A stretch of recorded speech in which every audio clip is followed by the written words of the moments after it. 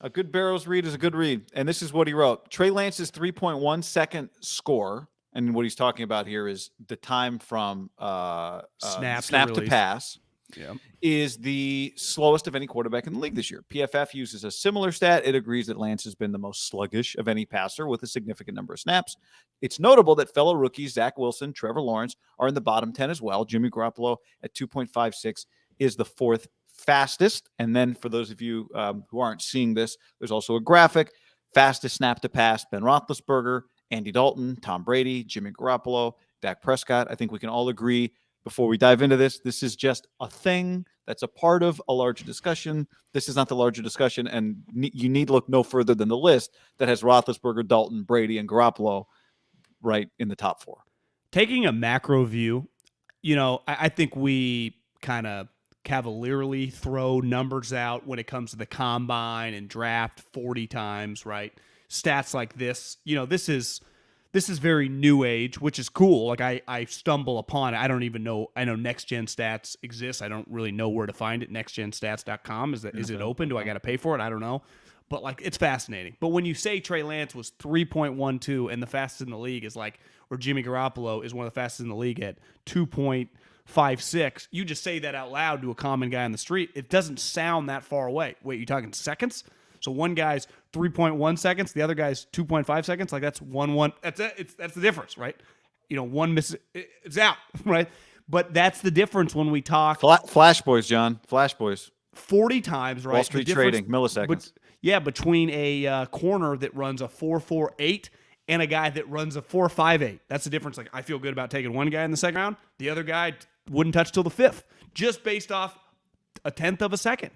And I think that the difference is, and it's truly the speed of football, it doesn't do it justice even when we're watching it on TV, right? I had a friend in the NFL who he was picking my brain about something and forwarded me a clip of like he's at the office or might have been at home and he was watching the All-22 tape. And it does feel in the All-22 like the way we watch it now, right? When we watch a condensed game, I got the broadcasters in the back. It's a looser feel. It's very just nuts and bolts. The All-22, there is no sound. It's a silent fucking movie, and it does feel faster or slower given what you're watching.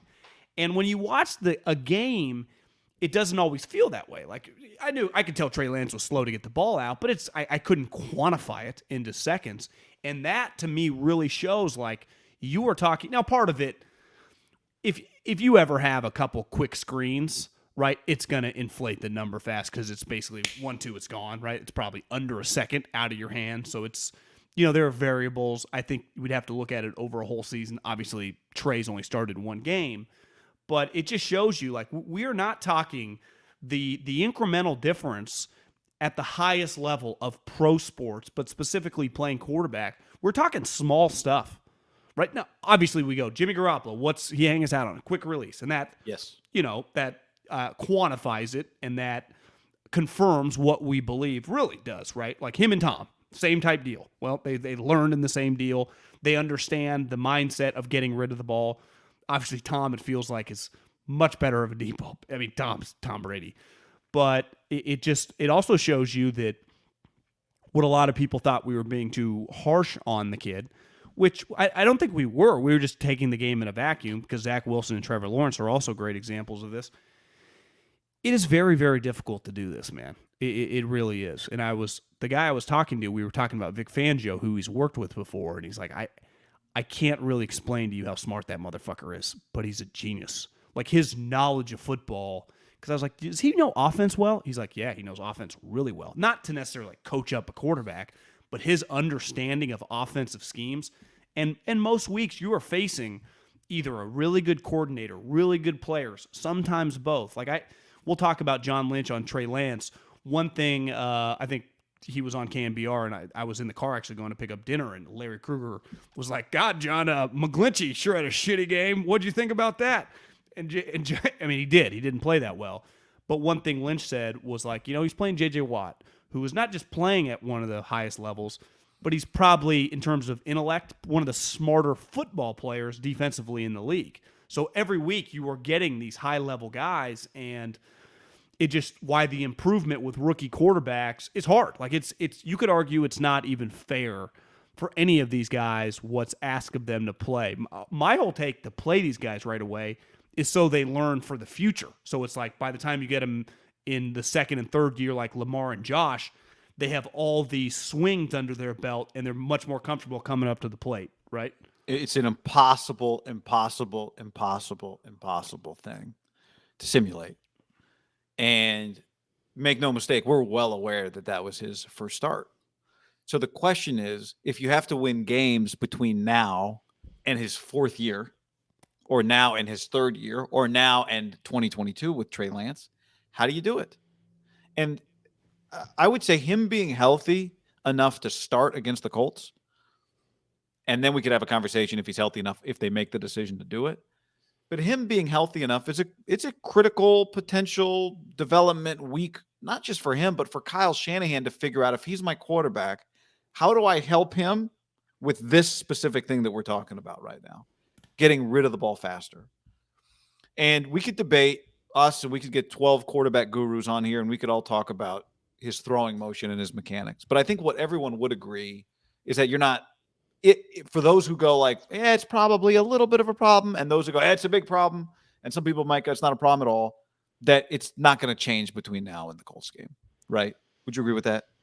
Well, Wilson and Trevor have been playing the whole time, and it's still slow, right? So, but I'm talking about the physical mechanics, right? I think we could all agree. You're talking just throwing. that. Yeah, whatever. yeah, Some no, people think it's not a problem. Some people think it is a problem, a fixable problem, but whatever. So I go back to what I've been saying for 2 weeks about him now.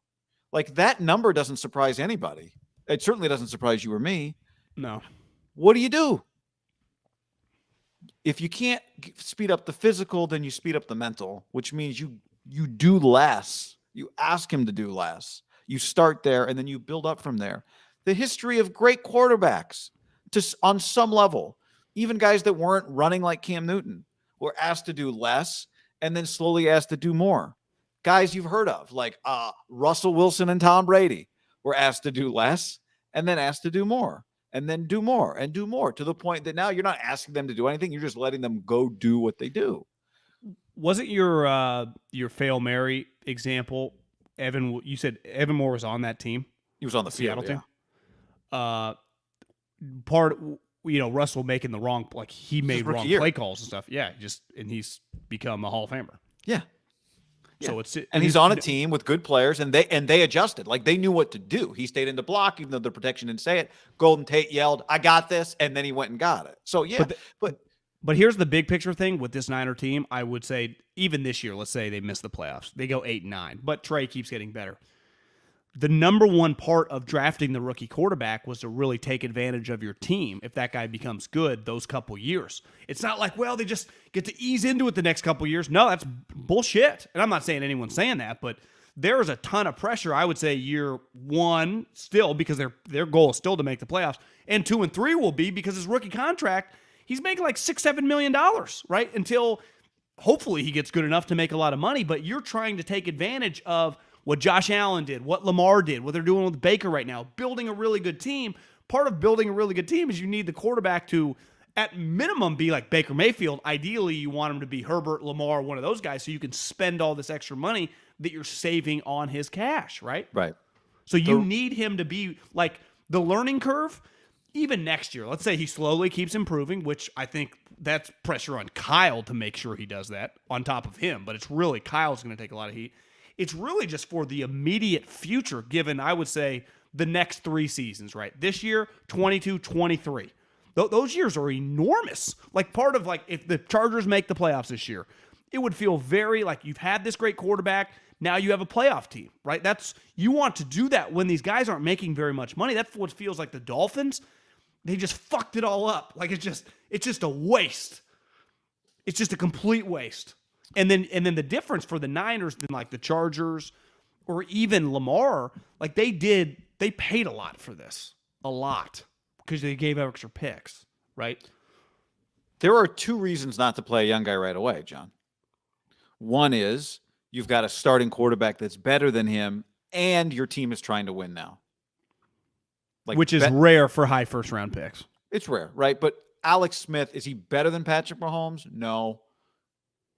They made the judgment that it gave them a better chance to win right then that year, and they won a bunch of games. Now, I guess with hindsight, you go, well, maybe Mahomes could have gone a little further.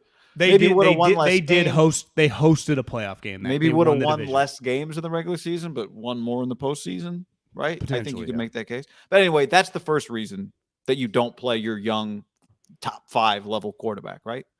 The other reason is because you're afraid that the experience will scar him. Like, there's a difference between not being ready to win as a quarterback, a rookie quarterback, and not being ready emotionally to handle what comes with failing as an NFL quarterback, the inevitable failing that comes with it, right? And like I think we saw last year, Herbert was probably both ready to win and definitely emotionally ready to fail because he played well enough to win, but they failed and he came back better. So by the end of the season, that box. Everyone acted like they won 3 games. Well, they went 7-9 because they started winning games at the end. And they actually could have won more games, but they were mismanaging multiple games with the clock. Yeah, and their kicker sucked. So I can say, there's no way to be totally confident about this, but I can say pretty confidently, I'm not too concerned about Trey Lance being scarred from what we've seen from him as a competitor to this point. There are physical gifts that will help him make up for some of the things he doesn't quite know how to do yet or see.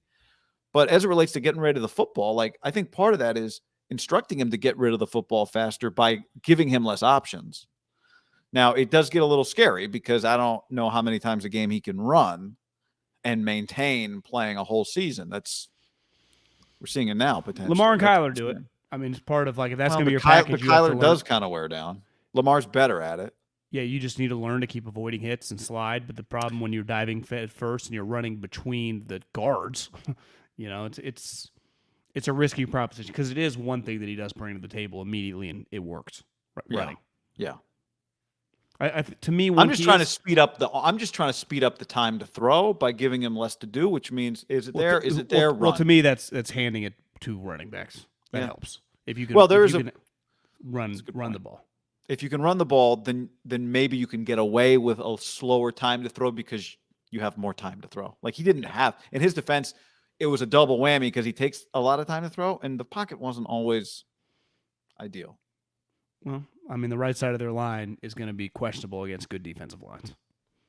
They have McGlinchey's going to struggle against the elite guys. That's clear.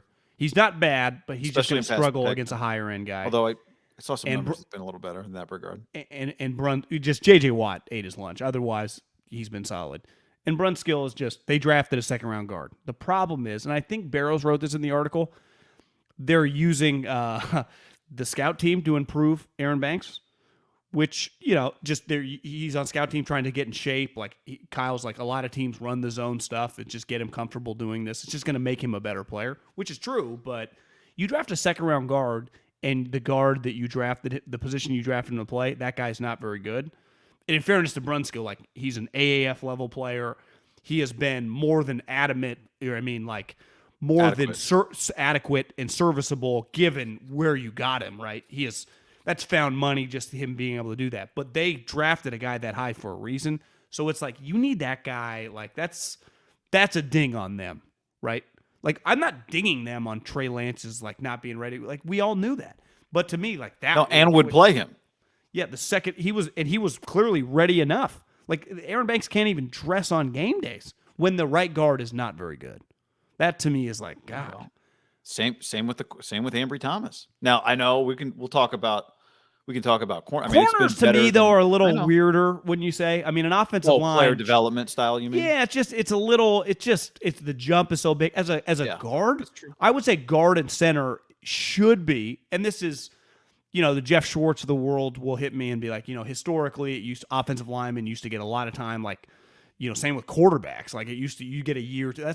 But that's the reality. I heard Rodgers was saying, like, because they have a bunch of injuries, like John Runyon Jr., like undrafted free agents and shit are playing immediately for their offensive line and doing okay. John Runyon Jr.?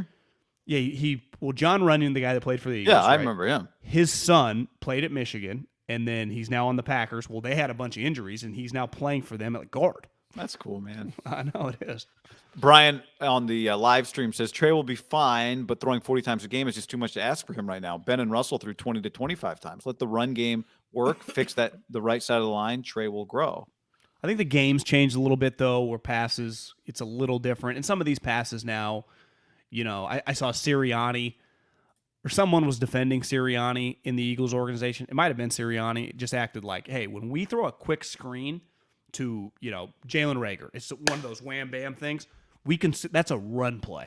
Because Andy Reid's whole thing was like screens to running backs and quick screens to wide receivers. We view that as a run. Like, that is not something on the quarterback. There's no decision to make. Right? If I call a quick screen, however you want to, qualify, if it's a breakout screen, a wide receiver screen, whatever.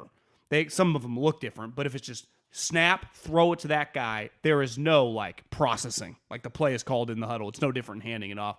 Same as a running back screen. Now, if it doesn't work, you just throw it at their feet, but there is nothing to think about. You got to hit Debo in stride, though. Well, yeah, he misses the throw. It's not that throw is not that easy, right? I mean, it's not. I wouldn't say it's just. I wouldn't call that a layup throw for a guy making his first start. No, absolutely. I would say you go back and look at the throw, his first throw 2 weeks ago when he came in for Garoppolo. Now his first throw to use check. Oh, you're talking the game. The ball in the flat. Yeah, you're talking about the previous game. Yeah, when he came in for Jimmy in the second half. Yeah. Was his first throw? It was the ball in the flat. That was it to use check's feet. Yeah, I think his first series they didn't. A really bad throw. They did not throw in the first series. 4 run plays, but I think you remember the throw I'm talking about. It was either to use check or Kittle, and it was it was bad. Yeah, it was a turf monster. So there's no such. I mean, you're making your first NFL start. Things are going a million miles an hour. I'm sure the play clock is flying. That's why they don't have a lot of timeouts at the end of the game. Sometimes I think that's going to be I'm going to expect that. Lynch mentioned that he thought the Arizona clock monitor was a little quick on the trigger. They were starting the clock early. Yeah, he just thought that the 40 second. He's just some shenanigans were going on. I don't know. Interesting. You got to keep an eye on the clock monitors. Although you told me, Ole Miss almost got screwed by their own guy. Yeah, tough job. Because you got to stay really focused, and let's face it, most humans we just kind of doze off. I don't know why is it not just. I guess it's probably a lot going on the field for. It's not like the NBA refs that just run and touch the clock. The they refs control the clock. They can do the shot clock. I think they can do some. I don't think they control the clock, but they can do something. Got you. I thought maybe I'm wrong about that. Anyway, I think he's got to get back on the field this week. Like that number, I'm not saying that number will get to the top 10, but that number will get better as the year goes on. By the way, the Tom Brady being, wrong thing. Tom Brady being 4th on that, like to be able to get rid of the ball that quickly and also throw the deep ball, it was always like Breeze was the best at this. It's like, yeah, Breeze is just getting it out as quickly as possible.